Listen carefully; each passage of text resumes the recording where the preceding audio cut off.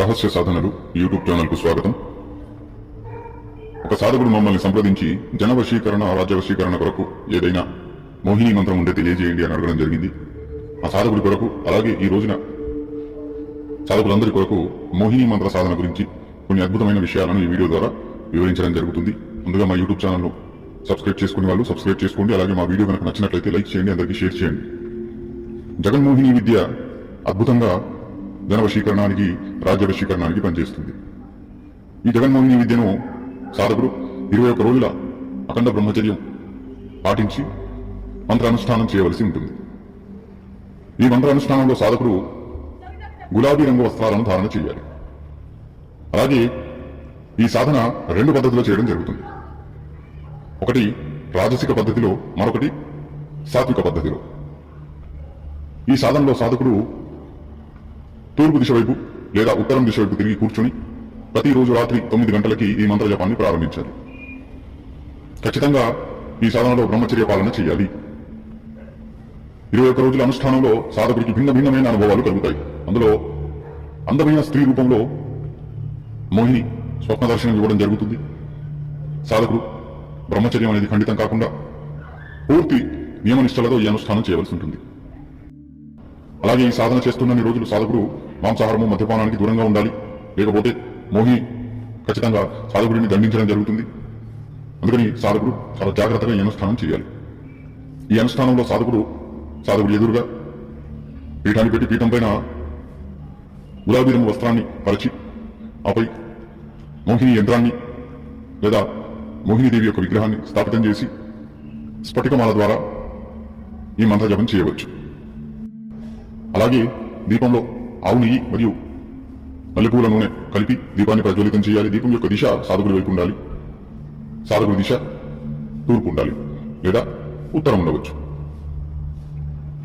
ఈ అనుష్ఠానంలో మోహినీదేవి కొరకు నైవేద్య రూపంలో గులాబీ రంగు మిఠాయిలను సమర్పితం చేసుకోవాలి. అలాగే గులాబీ అత్తరును మోహినీదేవికి సమర్పితం చేసుకోవాలి.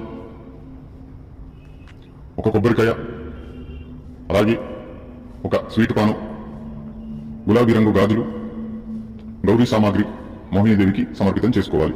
ఎక్కువగా వ్యాపార రంగంలో ఉండేవారికి, మార్కెటింగ్ ఫీల్డ్ వారికి, అలాగే నాట్య రంగం వారికి, నటన రంగం వారికి ఈ మోహిని విద్య అద్భుతంగా కార్యం చేస్తుంది. కానీ చాలా సాధకులు ఈ మంత్ర సాధన అనుష్ఠానాన్ని మధ్యలోనే ఆపేస్తుంటారు, బ్రహ్మచర్యాన్ని ఖండితం చేసుకొని. ఎందుకంటే చాలా కఠోరమైన పరీక్షలు జరుగుతాయి కనుక. అందుకని అనుభవం లేని వారు, మొదటిసారి చేసేవారు ఈ సాధన గురు పర్యవేక్షణలో చేయండి. పూర్వం మంత్ర సాధనలు చేసిన వారు, అనుభవాలు ఉన్నవారు సొంతంగా కూడా చేసుకోవచ్చు.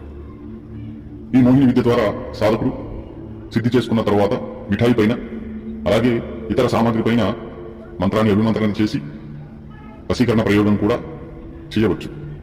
కానీ వశీకరణ ప్రయోగం అనేది ధర్మబద్ధంగా, న్యాయబద్ధంగా ఉంటేనే ఆ ప్రయోగం పనిచేస్తుంది. ఇతరులను మోసం చేయాలి, ఇతరుల జీవితాలతో చెలగాటం ఆడుకోవాలి అనే ఉద్దేశంతో ఇలాంటి ప్రయోగాలు చేస్తే అవి ఫలించకపోగా ఖచ్చితంగా ఆ ప్రయోగం చేసిన వ్యక్తికి ఏదో ఒక నష్టం, ఏదో ఒక సమస్య జరుగుతుంది. ఈ సాధన అనుష్ఠానము పౌర్ణమి రోజున ప్రారంభించి 21 రోజుల అనుష్ఠానం చేయవచ్చు. లేదా ఈ సాధనను దీపావళి రోజున ప్రారంభించి 11 రోజుల అనుష్ఠానం చేయవచ్చు. అన్ని నియమాలను పాటించి అనుష్ఠానం చేస్తేనే ఈ మంత్ర సాధన సిద్ధి కలుగుతుంది. అలాగే మంత్రసిద్ధి అనంతరము ఇదే మంత్రాన్ని ప్రతిరోజు వారు ఏదైనా కార్యం కోసం వెళ్లే సందర్భంలో, ఇంటి నుంచి వెళ్లే సందర్భంలో 21 సార్లు ఈ మంత్రాన్ని జపించి వెళ్ళినట్లయితే ఖచ్చితంగా వాళ్ళ కార్యం అనేది ఎలాంటి అవంతరాలు రాకుండా విజయవంతంగా జరుగుతుంది. అలాగే ఇతరులు మోహిని సిద్ధి ఎవరైతే చేసుకున్నారో వారి పట్ల ఇతరులు ఆకర్షితంగా ఉంటారు. వారి మాటలకు, వారి హావభావాలకు ఆకర్షితులవుతారు. కానీ మంత్ర సాధన అనేది అన్ని నియమ నిష్టలతో చేస్తేనే సిద్ధిస్తుంది. దాంతోపాటుగా ఈ సాధన చేసేటప్పుడు సాధకులు ఖచ్చితంగా స్త్రీలను గౌరవించాలి, దుర్భాష మాట్లాడకూడదు, చెడు విషయాలలో తలదూర్చకూడదు. ఇలాంటి నియమాలను పాటించి సాధకుడు సాధన కనుక చేసినట్లయితే ఖచ్చితంగా సిద్ధి కలిగే అవకాశాలు ఉంటాయి. అలాగే ఈ మంత్రసిద్ధి ద్వారా సాధకుడికి లేదా సాధకురాలికి ఆకర్షవంతమైన దేహం అనేది లభిస్తుంది. శరీరంలో తేజస్సు కనిపిస్తూ ఉంటుంది. ఈ విద్య అందరికీ సిద్ధించకపోవచ్చు, కొంతమందికే సిద్ధించే అవకాశాలు ఉంటాయి. ఎందుకంటే ఇందులో పరీక్షలు ఎక్కువగా ఉంటాయి కాబట్టి అందరూ ఈ పరీక్షని తట్టుకోలేరు. మధ్యలోనే ఈ అనుష్ఠానాన్ని వదిలేస్తుంటారు.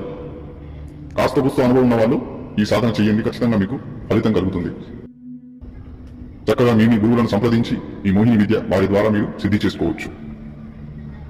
ఈ సాధనలో ముఖ్యమైన సామాగ్రి మోహిని యంత్రము, మోహిని గుడిక లేదా మోహిని విగ్రహము వినియోగించి స్ఫటికమాల ద్వారా ఈ అనుష్ఠానం చేయాలి. ఇందులో ఆసనాన్ని కూడా గులాబీ రంగు వాడితే అద్భుతంగా సాధన జరుగుతుంది.